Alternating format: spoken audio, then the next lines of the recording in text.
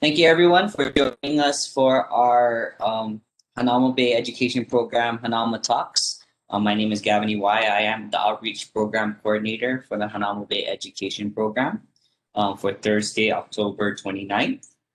Tonight we will be having two speakers and their title of the presentation is Meet Your Neighbor Island Hawaiian Monk Seal Recovery Program. We have Nicole Davis and Jamie Thomton.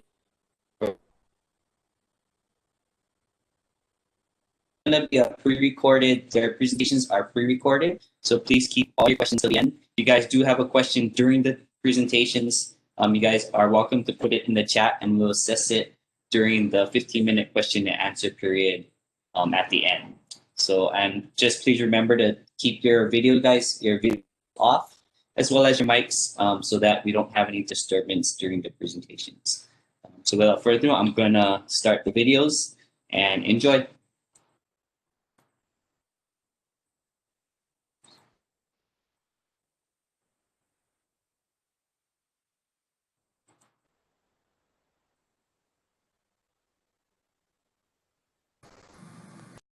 Hello everyone. Thank you so much for virtually joining this evening. It's really great to be part of the October 2020 Hawaiian Monk Seal Hanauma Talks seminar with UHC Grant.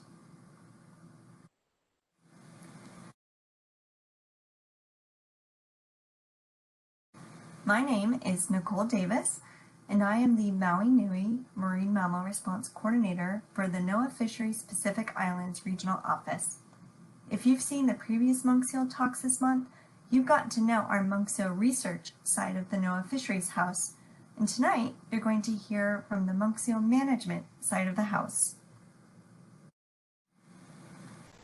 I am based on Maui, and with the help of Christy Kozama, a part-time contractor with Ocean Associates, Keho Kimokeo with the State Division of Aquatic Resources, and an incredible group of volunteers, we have a wonderful team on Maui working to help recover the endangered Hawaiian monk seal population. Maui County is actually made up of 4 islands, and the monk seals will not only move around each island, but also easily go between the islands. So we don't have an exact number of seals per island. However, on a typical day, you're more likely to find a seal on Kauai or Oahu, or even Molokai than on Maui or Lanai. The same also applies for the islands where more pups are born. Mother seals give birth on land to 1 pup at a time, and will stay with that pup during the entire nursing period. Because the mom does not leave the pup to go find food for herself, she will abruptly wean the pup after nursing for 5 to 7 weeks and leave the pup entirely on its own. If the pup was born in a populated area, it's already desensitized to humans by the time the mom has left. Weaned seals are very impressionable, and if repeatedly exposed to humans at an early age, they could grow up thinking that it's okay to humans. This may be cute when the seal is 150 pounds, but as the seal grows to several hundred pounds over the next few years, this could be a real problem for humans and eventually the seal. Now I'm going to tell you a story about 3 young female monk seals. The NOAA Monk Seal Research Program assigns each known seal a scientific name that is unique to that individual. Here on the left, we have RO42, who was born on the Big Island of Hawaii, and she's a 1-year-old juvenile in this photo. On the right, you'll see RL06, who's a 2-year-old juvenile in this photo, and she was born on Molokai. And finally on the bottom in the middle is RT02, who was born on Kaho'olawe, and she's a 3-year-old subadult in this photo. RO42's life began in 2006 on a busy beach on the Big Island. You can see her as a little pup next to her mother in the top right photo. This meant RO42 was going to be particularly vulnerable to becoming comfortable with interacting with people. When the mother leaves, it's generally a confusing time for the weaned seal, and the seal may appear lonely to people or in need of help. If the young seal does not have other seals around to socialize with, it may look to people that it's already used to seeing in its natural environment. Here you can see RO42 is a juvenile already comfortable interacting with people. The next seal you see here is RT02.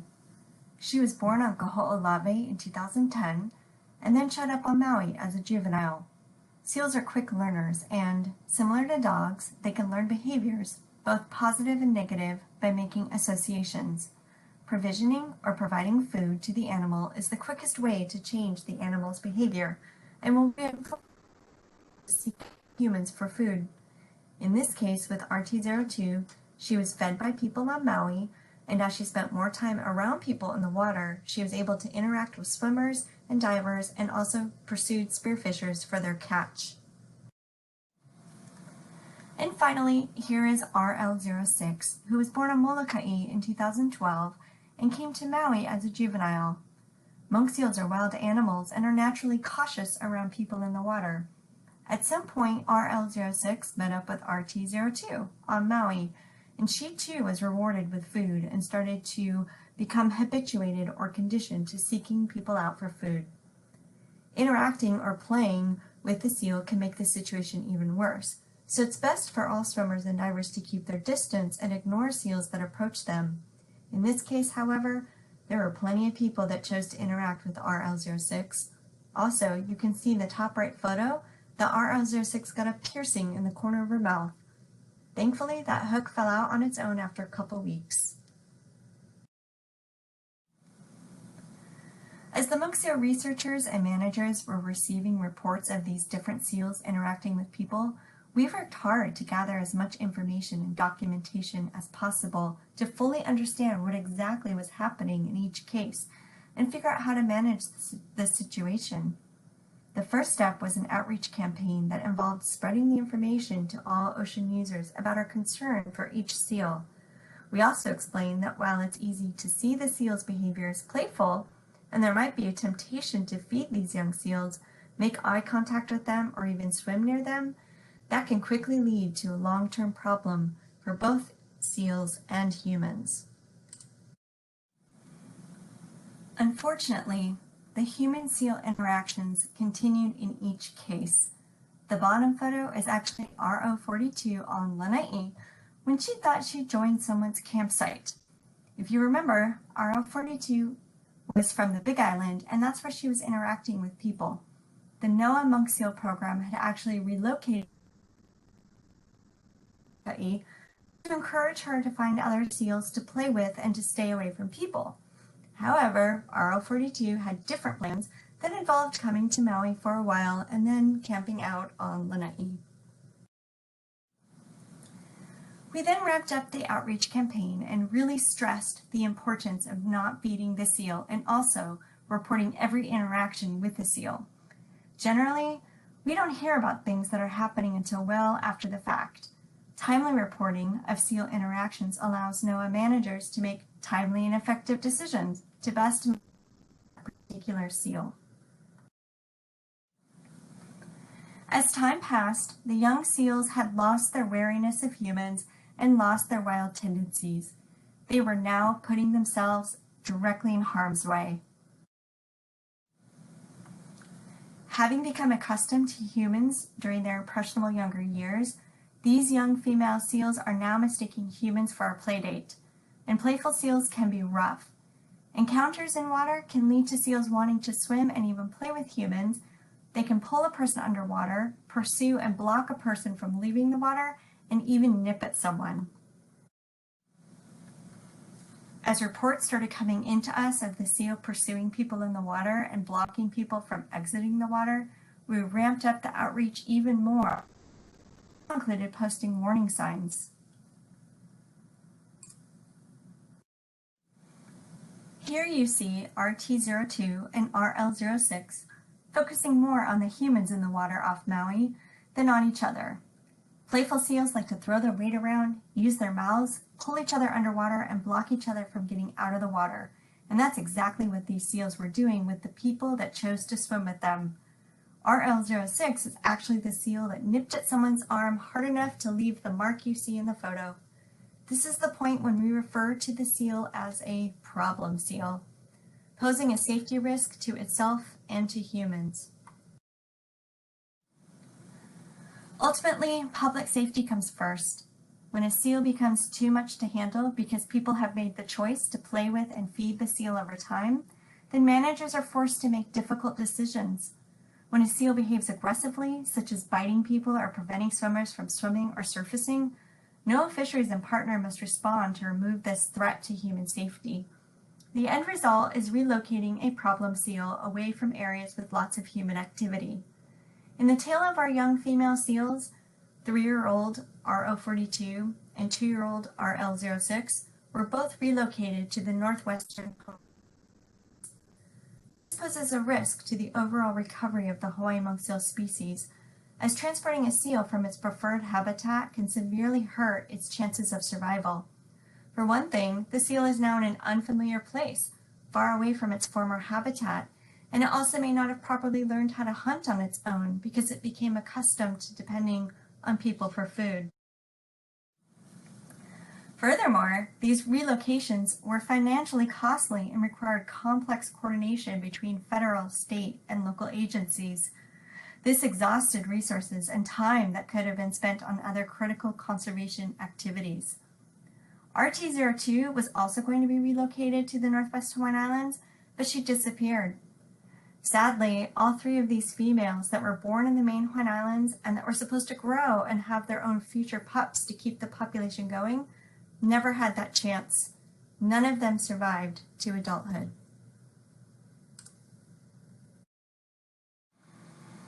But there is hope. We've learned a lot from RO42 and RT02 and RL06, and it's easy for everyone to be part of the solution in preventing a seal from becoming a problem animal. As long as you give seals space, follow the rule of thumb, like in this diagram, and stay behind any posted ropes or signs, you're on the right track. NOAA Fisheries also urges spearfishers to take precautions to prevent seals from becoming conditioned to approaching divers in search for food and potentially creating a future safety issue. We've worked with the fishing community to come up with the best advice on what to do if you encounter a seal while spearfishing. We've created stickers and posters and have worked hard to get the message out there to the fishing community. The moral of the story is this. In the ocean, monk seals may exhibit inquisitive behavior. You should give seals space and watch from a distance for your safety and for their protection. Approaching or attempting to play or swim with the seal may alter its behavior and ability to fend for itself in the wild. So if you are approached by a seal, the absolute best thing you can do is to ignore the seal and move away to avoid interaction. And if you're in the ocean, cautiously exit the water as soon as you can, and then don't forget to call the hotline and report the seal sighting right away.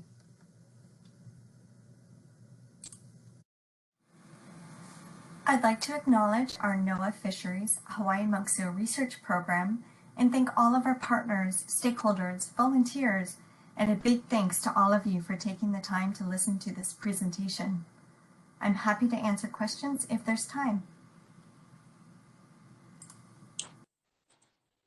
Okay, and now I'm gonna play Jamie's presentation. So, 1 second. Yeah.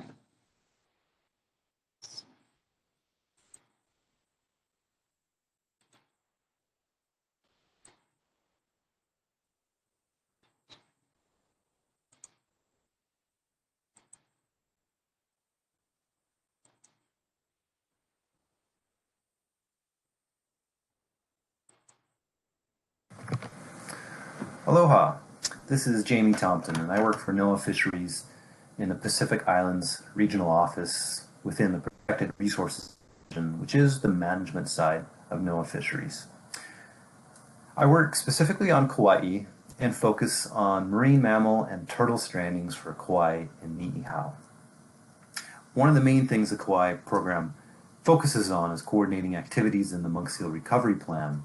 Things like minimizing disturbance to monk seals, monitoring seals, and intervening when seals are sick or injured or declining, and also research activities like flipper tagging and applying bleach marks to help identify them. But one of the main things we focus on Kauai is promoting the coexistence between humans and seals. The Kauai team is composed of myself as the NOAA program coordinator, and then my co-coordinator is Mimi Ulrey. She's with the DLNR Division of Aquatic Resources. And we also have a part-time staff member, Mary Worthwine, who covers the hotline on weekends and holidays. But most importantly, we have an amazing large volunteer team that's made up of about 100 volunteers, 60 of which are active on a weekly basis. And we add to that about 40 new volunteers each year with about a 10% retention rate. And it's just an amazing team to work with, and I'd like to thank them for all of their efforts and look forward to working with them after we get back to normal once we're through this pandemic.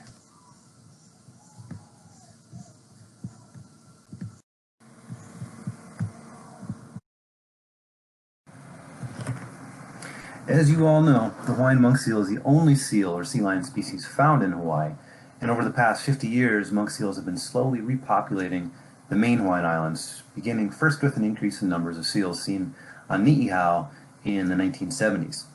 The next island where monk seal sightings started to increase was Kauai, which is only 17 miles from Niihau. In 2005, the Kauai monk seal conservation hui was formed by Mimi Ulrey with the State Division of Aquatic Resources, and at that time there were 34 unique seals identified on Kauai, with a typical rate of 3 seals hauled out per day. Over the next 15 years, that number has increased to 67 unique seals in 2020, with about 10 hauled out per day. Now that's 67 unique seals. That's seals that we've identified as unique individuals. However, those individuals also frequent other islands. So some of those 67 are found on Oahu, and some are also found on Niihau. And sometimes it goes far south as Maui, Nui, and the Big Island. Each year in Kauai, we have between 2 to 5 pups that are born. Now, with this increase in the monk seal population, there have been some challenges in adjusting to the presence of seals. Now, as you know, monk seals are primarily solitary and haul out and rest on beaches by themselves or with 1, 2, 3 other individuals, but they don't form colonies like harbor seals or California sea lions, things like that. However, we have found that seals quickly habituate, like Nicole talked about in the earlier part of this presentation, to the presence of humans, and they routinely rest on very busy beaches, including beaches found at Poipu. This map shows Poipu, the southern shore of Kauai, where most of the tourists go to on Kauai, and also on some of the other beaches on the north shore, Makua, or Tunnels Beach, up in the Haena area. And therefore, with seals using these areas that are really busy with tourists and residents, one of our primary efforts has been to do outreach to the local community and the many tourists that visit Kauai, and the goal of our outreach has been to promote coexistence and respect for wildlife. Often, with monk seals, coexistence is simple, especially when it's just 1 or 2 seals sleeping on beaches. However, we do have situations where seals routinely swim through very busy swimming and snorkeling areas, and sometimes interact with people, but sometimes they're just interacting with each other, with other seals, in very close proximity to people. And our main area where this is a bit of a challenge is the Poipu area, and these situations have proven to be extremely challenging to manage. For the rest of this presentation, I'd like to focus just on Poipu Beach Park and some of the challenges we're facing there. In this photo, you can see there's an adult Hawaiian monk seal swimming right through the heart of the busiest snorkeling area in the Poipu Beach Park area. And this is something that happens routinely, almost daily. Sometimes just 1 or 2 seals, but we've had as many as 6, 7, or 8 seals swimming in and around and amongst tourists. Now, they haven't been interacting much with tourists. They are curious, and we'll check them out. They primarily focused on each other, and they'll roughhouse, and they'll wrestle in the water, and they'll mock fight and bite each other. And sometimes they get so close to people that they bump into people's legs without even realizing how close they are to people. Now, in this video that was taken down at Poipu Beach Park, you might be able to see there's a monk seal just beyond that line of people. In this video, it's trying to highlight just the fact that when people see seals in the water, they don't view it as a threat. And many people just stay where they are. Some people actually approach and get closer to the animals.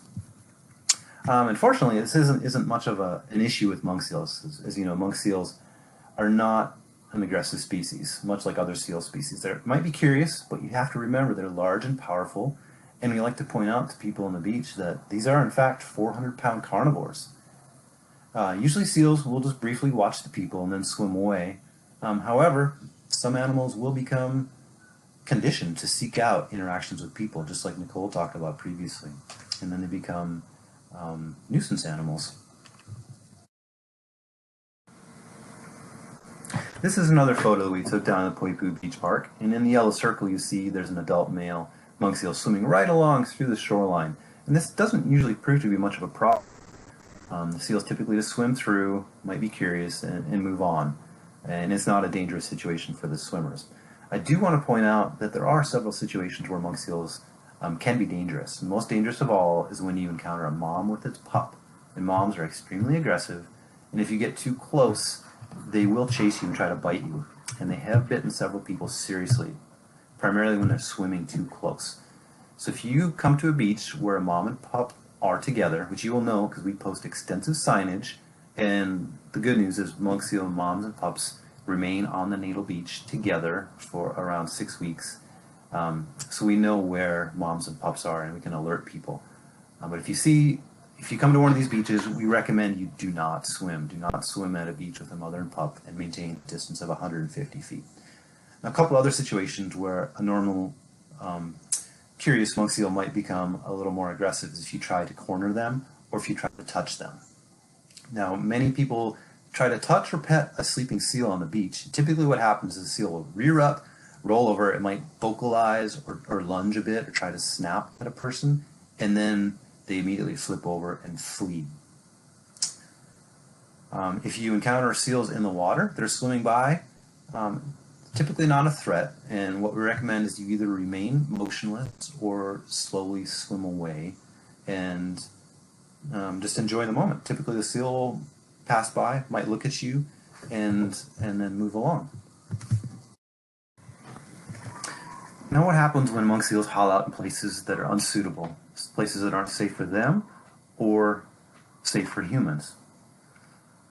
Now this is something NOAA has been looking at for quite a few years. In 2012, we completed an environmental impact statement of the monk seal recovery program, and that included extensive communication with the general public.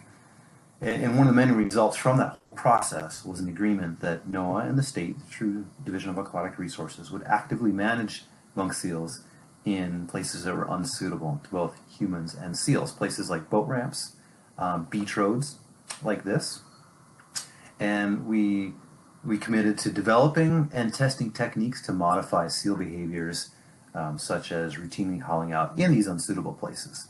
So in this situation, Mimi and myself responded with a couple crowding boards, which are plywood boards, and we approached the seals and hazed them or displaced them into the ocean and away from the hazard. So in addition to those road beachways or sidewalks or boat ramps, another location that's proven to be extremely challenging is the Kitty or Keiki pool at Poipu Beach Park, which is shown in this photo. This is a shallow and mostly confined area. It's usually full of young kids, and it's also been a popular spot for seals to rest, and most alarming, to play fight with each other inside the Keiki pool. There have been occasions where 3 to 4 large adult seals were roughhousing with each other right in the middle of a bunch of families with toddlers, all in about 2 feet of water. Fortunately, seals typically just swim through the Keiki pool and haul it on the sand and fall asleep for the day.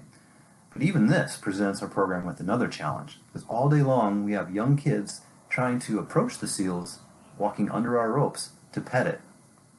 No kids have been bitten so far. However, it proves to be a very stressful day for staff and volunteers who are standing by. So, considering all of these factors, the concern for the safety of children in the Keiki pool, and the concern that seals could become habituated to the point of conditioning where they seek out interaction with humans, and considering NOAA's desire to develop and test behavioral modification techniques, a plan was developed in 2014 to displace or haze to displace seal away from the Keiki pool.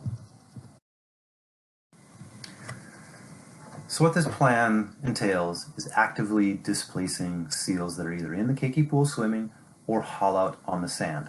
So that means any seal at any time that's in the area, we actively displace them away from there. I want to point out this is the only place in the entire state where they're consistently displaced from. The procedure we follow is pretty straightforward. If we get a call that a seal is in the Keiki pool, we get there as quickly as we can, and then we work with the lifeguards, and lifeguards make an announcement explaining what we're doing and get everybody out of the water. And once everyone's out of the water, we displace the seals using typically crowding boards and some vocalization, some noise. And then after that's done, the seal leaves the area, we do some outreach to the crowd to explain what we're doing and why we're doing it, and just to answer any questions people. In the next few slides, I'll walk through all the different steps of a displacement scenario like this. So once we arrive, first thing we do is we check on the seal, check on its health, make sure it's healthy and not in distress, not entangled, things like that, and that it's within the boundaries of the Keiki pool. And this Google image shows from above the Poipu Beach Park area. Now off to the right, within the yellow line, is where the Keiki pool is. So if seals are outside of that area, they're allowed to rest undisturbed. It's just in that shallow water area. After we've determined that the seals are healthy and not in distress and are within the Keiki pool boundaries, as shown in this photo, we have two seals prior to displacement resting in the Keiki pool beach area. We touch base with the lifeguards and also confer with the rest of the NOAA team on Oahu to get appropriate permissions. After that's accomplished, we ask the lifeguards to make the following announcement over the loudspeaker. Attention, wildlife officials will be moving the monk seals out of the Keiki pool. First, we need everyone out of the water.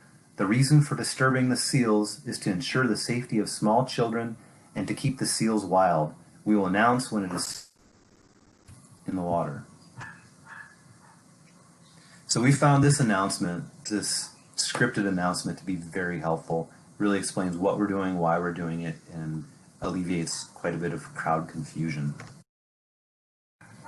So once the water is clear of people, the typical technique is we have 2 or 3 staff and volunteers approach the seal with crowding boards and aggressively move toward them and startle them with noise. In this photo, you can see Mimi in the distance, myself in the center, and then volunteer Tree Cloud up close. We're approaching with 3 large crowding boards. The seals almost always respond by rearing up, displaying an open mouth threat, vocalizing, and then they quickly turn and flee into the water. And we continue to follow behind the seals until they're in the water and swimming clear out of the area. The displacement technique we use is known as aversive conditioning, which means our goal is to make the displacement or the hazing a negative experience for the seal, and therefore train the seals to stay out of the Keiki pool in the future. So with this in mind, in order to make this a negative experience, we must forcefully approach the seal and haze them out of the area. And this does create a bit of a confusing situation for the public onlookers. However, like I mentioned, the lifeguard's previous announcement helps explain our actions, and then after the seals have been displaced and are out of the area, we spread out, ourselves and the volunteers, and we talk to everyone on the beach and explain why we've displaced the seals and why we have this displacement program. And we found, interestingly, that it's better to do this outreach to the crowds after displacement rather than before, simply to prevent a huge crowd from forming around us and the seals, which is what happens when we spread out and talk about it before the displacement. It just complicates and confuses the entire scene. So what have we learned so far? We've displaced 64 seals from the Keiki pool since 2014, and in every single instance, we have received full support from the public on the beach, usually after explaining the reasons for the displacement. As for how successful the aversive conditioning component is in preventing future seals in the Keiki pool, as we expected, seals are definitely creatures of habit and can be stubborn. Many of the seals we have displaced do return to the Keiki pool at later dates. However, we are successful in mitigating the hazard of having a large wild animal in the middle of a bunch of toddlers for that day. We also tested a couple other techniques for displacement, including the crowding boards and vocalization approach, which seemed to work the best. We've also tested aversive audio, which is essentially placing an underwater speaker in the Keiki pool and playing underwater sounds. We tested predator sounds, which were killer whale calls, and alarm sounds, such as sirens and horns. Unfortunately, none of these sounds elicited a response from the seals. On a closing note, one of our key messages to ocean users is to respect wildlife.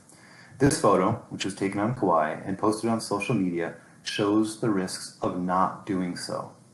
Fortunately, this child was uninjured, but it was definitely a close call and not worth the photo. Our main message is to always let sleeping seals lie. If you encounter a seal on the beach, give it at least 50 feet space or stay outside the zone that's been erected with seal resting signs. And if a seal swims by you, either stop, remain motionless, or swim away. And if a seal tries to interact with you, always slowly back away and exit the water. I'd also like to thank and acknowledge our many partners, including the NOAA Pacific Island Fisheries Science Center Hawaiian Monk Seal Research Program, the State of Hawaii Division of Land and Natural Resources, and of course specifically on Kauai, the Kauai Monk Seal Conservation Hui, and our many, many wonderful volunteers. And finally, to the Hanauma Bay Education Program for providing us with this opportunity to speak with you today. And if you do encounter any seals anywhere in the island, please report them to our statewide hotline at 888-256-9840. Nicole and I are here now to answer any of your questions real time, not pre-recorded. So we'll do our best to answer your questions. Thanks for your time.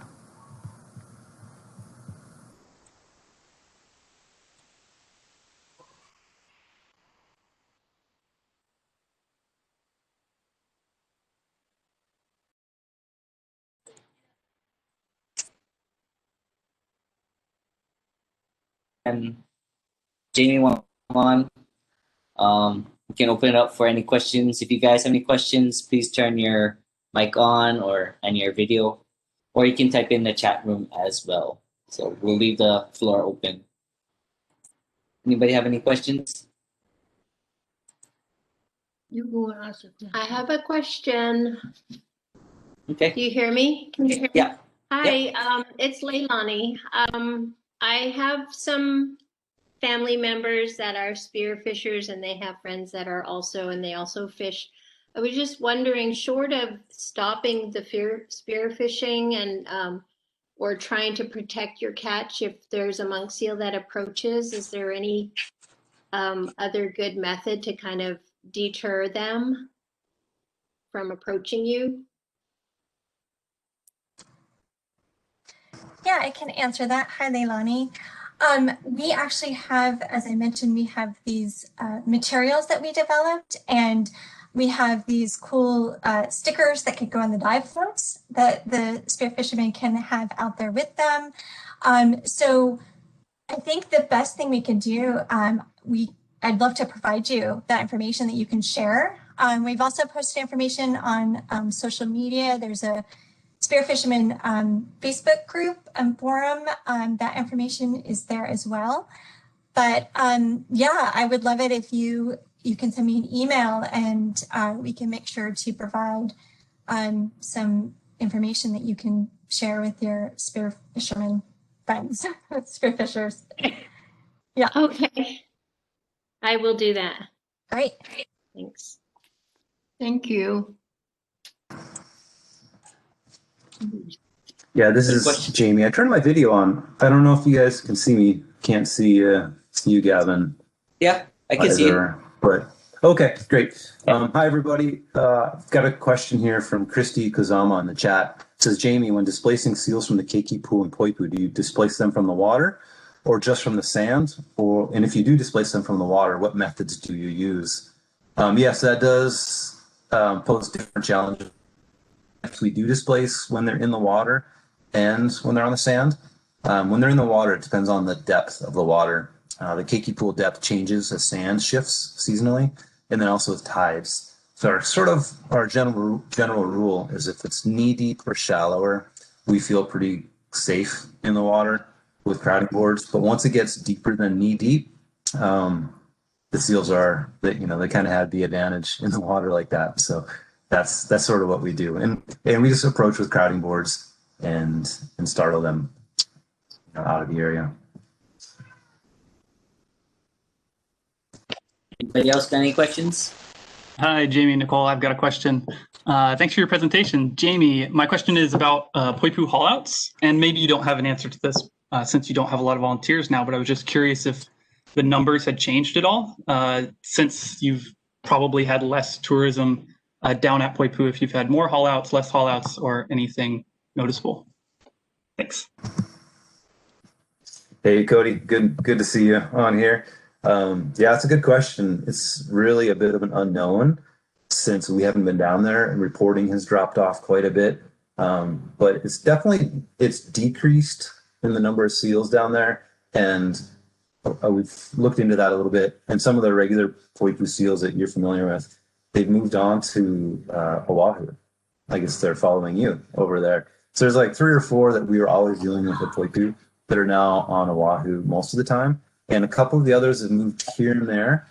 So I think it was just a coincidental timing with some of those subadult males moving along. And then, summer breeding season, we see a lot of males go over to Niihau to breed with females. So it's been an interesting time for sure. Great, thank you.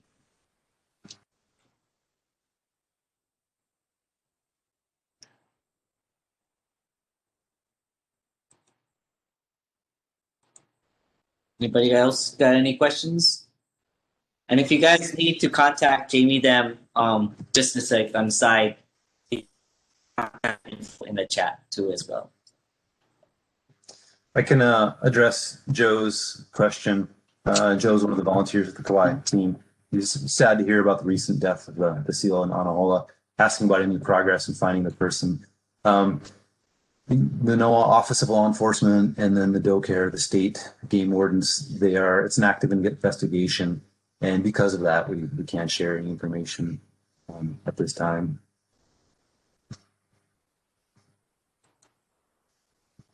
And I can answer this as well. Some questions from Mary and Dave Dietrich. Now the visitors back, will we start the volunteer program? We are still being very cautious and sort of following the mayor's guidance. And for the time being, we're going to not change our status with volunteers being used on the beaches of Kauai. As the county opens up a bit, we'll probably follow their guidance. And yeah, so for the time being, we'll stay the way we are. Most of the volunteers are DLNR volunteers, so it falls under the state's guidelines. And then when it comes to handling seals, that sub-team of volunteers are NOAA volunteers. And NOAA has different restrictions on who can go out in different situations. So for the time being, it's going to stay the way we are, unfortunately. We just want to make sure we're very safe.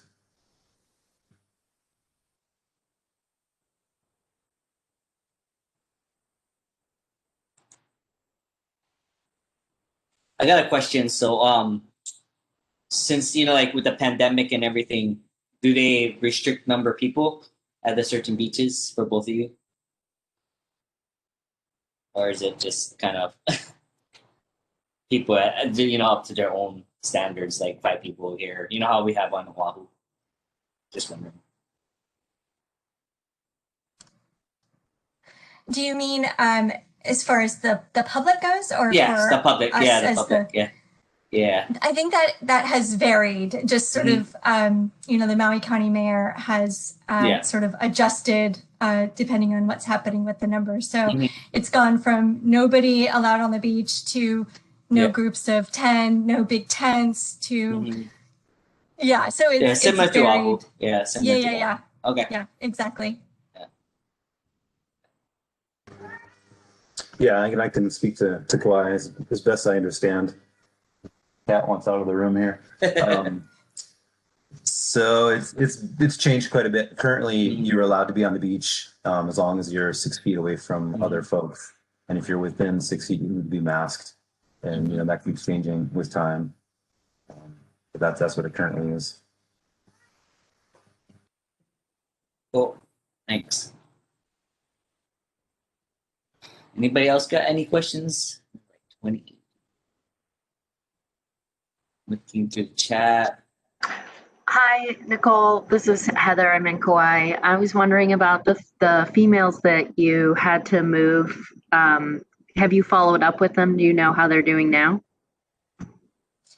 Yeah, so when we go through a relocation process, that also will include putting a satellite tag on the seal. So once the animal is released, we can track it and see where it goes. And so of the 3 seals I talked about, one of them, she disappeared before we were able even to get our hands on her to relocate her. Of the other 2 that we did relocate, we were able to follow them for a while with their satellite tag. They were moving around. These were in different years, of course. But over time, the battery will die in the satellite tag, or sometimes the tag will just pop off. And so at a certain point, usually 4 to 6 months down the road, we'll lose transmission. So because this was these animals were released in the northwestern Hawaiian Islands, when the Science Center sent their next year's field camps, the Hawaiian Moxa Research Program was up in the northwestern Hawaiian Islands to see about getting visual on either of those seals back during those times, and neither of those animals were seen again. So yeah, that's why we're sure that they did not, neither of those animals did not survive. And do you think that that's because they were too used to human interaction and being fed? We're not sure. That definitely is a possibility. I mean, it sort of makes sense. It's also taking them from the habitat they were used to in the main Hawaiian Islands, putting them up in the northwestern Hawaiian Islands, where the seals that are currently up there, at least back then when we were doing these relocations, the young seals were not doing well in general in the northwestern Hawaiian Islands as far as survival goes. Lots of different threats up there that those animals were dealing with. So it could have just been a combination of all of that. We kind of, can't say for sure, but yeah. Thank you. Sure.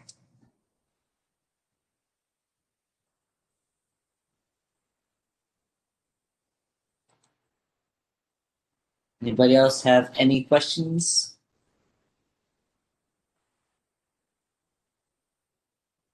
In the chat, see if there's any.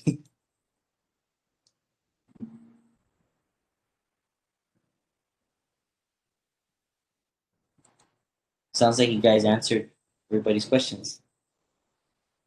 I can ask another question if no one else has anything. Yeah. So I'm curious. So what is the most difficult situation do you each feel like you have dealt with in regards to the monk seal monitoring? Well, I believe I talked about mine. Those were definitely challenging situations.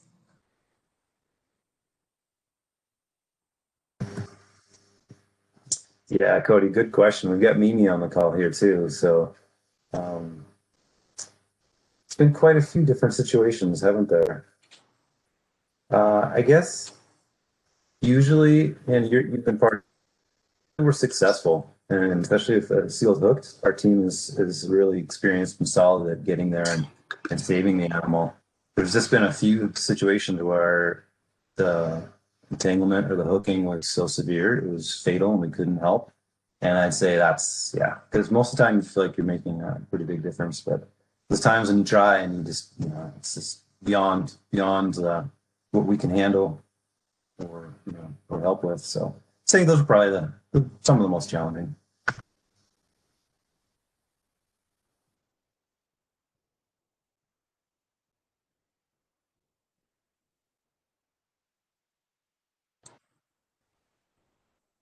Okay, I'm checking the chat. Don't see anything. think I may be wrapping this up if nobody has any questions. Once again, I want to thank Jamie and Nicole for taking your time out and sharing some cool stuff about Hawaii. And hope everybody has a great night. Hope you guys all can make it for next week's Hanauma Talks. We'll be switching subjects and we'll be featuring some Hawaii Sea Grant graduate fellows. So hopefully you guys can make it for next week's talk on November 5th, I believe. So with that, thank you all for attending. Hope you guys have a great night. And once again, aloha. Thank you. Mahalo to Nicole and Jamie. Thanks, everybody. Thank you. Bye-bye, everybody.